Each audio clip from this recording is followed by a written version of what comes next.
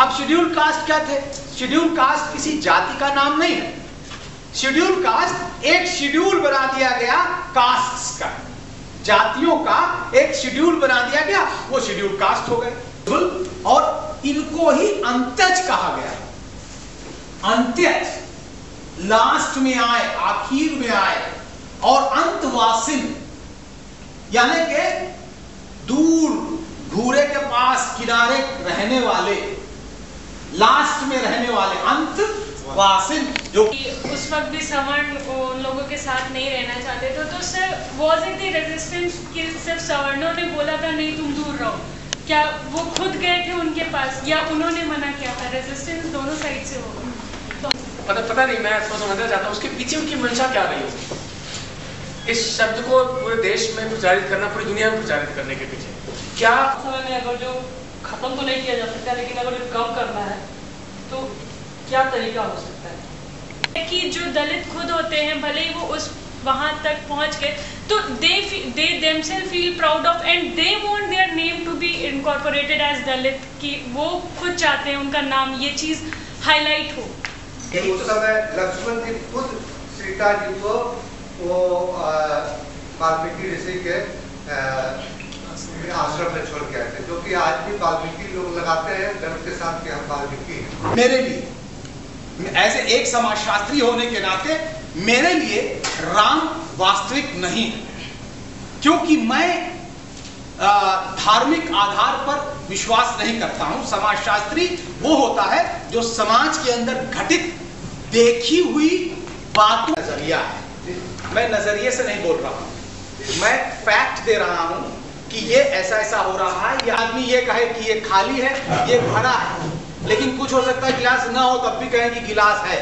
मैं ये नहीं कह रहा हूं, मैं ये कह रहा हूं कि हाँ गिलास भरा हुआ है, इसमें पानी है और मैंने पानी दिखाया है।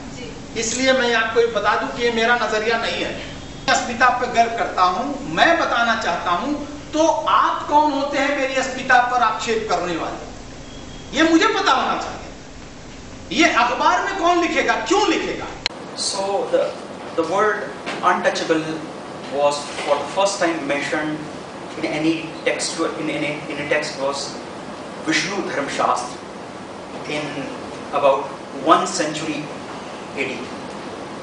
बहुत अच्छा प्रश्न पूछा इन्होंने कि कर्म के आधार पर बांटा गया है। कर्म की अवधारणा कई धर्मों में मिलती है। यहाँ पर बता दूं, हिंदू धर्म में जो कर्म की अवधारणा है वो जाति व्यवस्था को बढ़ावा देने के लिए बनाई गई है। बौद्ध धर्म में जो कर्म की व्यवस्था है वो जाति व्यवस्था को नजरअंदाज करने या कमजोर करने के लिए बनाई गई, क्योंकि कर्म का जो सिद्धांत है वो पुनर्जन्म से जुड़ा हुआ है।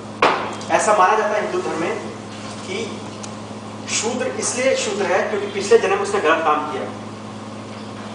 पिछले जन्म में हो सकता है उसने ब्राह्मण की हत्या कर दी, ऐसा कुछ करा होगा उसने। तकरीबन सारे धर्मों में पाई जाती है, लेकिन जो यहाँ पर आपने लिखा है कि इस्लाम धर्म की बात है, तो इस्लाम ऐसे रिलीजन, मुझे कहीं पर भी जो कुरान है उसमें कहीं पर भी इस तरह का जैसे आपने बताया कि हिंदू धर्म मनुस्मृति में दिया हुआ है, ऋग्वेद में दिया हुआ है कि मतलब ये डिवीजन ऑफ लेबर सोसाइटी में है, लेकिन इस्लाम धर्म की अगर बात करें, जो रिलीजन है, जो कुरान जहाँ से पूरा ये पूरा गाइड होता है पूरा सिस्टम, उसमें कहीं पर भी इस तरह की वर्ण व्यवस्था की बात नहीं की गई। आप हरिजन शब्द में क्या ऐसी बुराई की? बापू ने तो बहुत ही अच्छे मन से इस शब्द को कहा था और इसका इस्तेमाल किया था। हरिजन शब्द जो बापू ने इस्तेमाल किया था, उससे उनका लक्ष्य दलितों की परिस्थिति सुधारना नहीं था, बल्कि सवर्णों की मानसिक सुधारना था। क्योंकि जब आप बोलते हैं हरिजन आप ईश्वर की संतान, तो उनका मानना था कि सवर्णों का हृदय प्रसन्नता जब होगा तभी दलितों की परिस्थिति सुधर पाएगी। और हरिजन मतलब ईश्वर की संतान है, तो इनके साथ अगर सवर्ण जो व्यवहार करता है तो इसके लिए पाप कर रहा है और इस पाप का प्रायश्चित करना पड़ेगा, आगे जन्म में उसका खराब।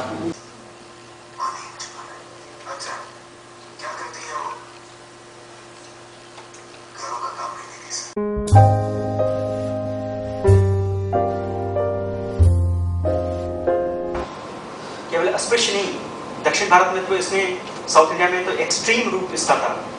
वहां पे तो 72 फीट की एक मतलब एक नियम था कि कोई भी दलितों को 72 फीट दूरी से रहेगा, ताकि उसकी छाया भी न पड़ जाए, ताकि उसको छूकर हवा भी दूषित न कर दे। आर्थिक प्रक्रियाओं से बहिष्कृत किया गया है, संपत्ति से उनको बहिष्कृत किया गया है। वो जो लोग हैं उनके जो कपड़े, आपको पता है कि हिंदू धर्म में कपड़े, जो मरे लोगों को कपड़े निकाल दिए जाते हैं, फिर उसको स्नान कराया जाता है, तो मरे हुए लोगों के जो कपड़े हैं वो उनको केवल पहनने चाहिए, ऐसा मनुस्मृति में कहा गया है। And we are telling that we will have enough chance, and let us put us the argument that Professor Jodhka, let me see, Professor Jodhka is not a scheduled caste. No. And do you know that? He is not. Sir, listen to me. Just listen. I will listen to you because this workshop is for the discussion. And if you don't allow the person to speak in full, and if you intervene again and again and break the train of thought, how do you expect? Are you really are you willing to listen? I think being pro-reservation or being not pro-reservation is also something to do with the standards that you set for the professionalism and the way the services are being delivered, which is to the capacity and the skills. So I think your statement is very flat. And such sort of a sweeping statement should not be made that क्योंकि आप दलित और इन सब से अनभिज्ञ हैं इसलिए आप anti reservation हैं. I think that's not the right way of putting up the. मेरे ख्याल में मुझे लगता है and we cannot say कि यहाँ पर सोशल इंक्लूजन नहीं हो रही है इसलिए हम तो कर रहे हैं. इकोनॉमिक अगर आप देखें पिछले 25 सालों में तो India and the other Asian countries so अगर इससे कंपैरिजन अपर कास्ट से करें तो कितनी उन्नति हुई है, ये प्रश्न इम्पोर्टेंट है जब हम सामाजिक बहिष्कार को आज के दौर में समझने का प्रयास करते हैं. दुल्हन डोली से गुजर नहीं सकती, ये हमारे कार्यक्षेत्र की बात मैं बता रहा हूँ. तो ये स्वीकार्यता की बात है. और हाई कास्ट का जो डोमिनेंस है, कल्चरल और इकोनॉमिक डोमिनेंस, उसको तोड़ने के लिए हम दलितों को किस तरह से एम्पावर करें जो कि एक नॉन वायलेंट तरीके से अपने अधिकारों को पाने में सक्षम हो सके. इतना ही सर.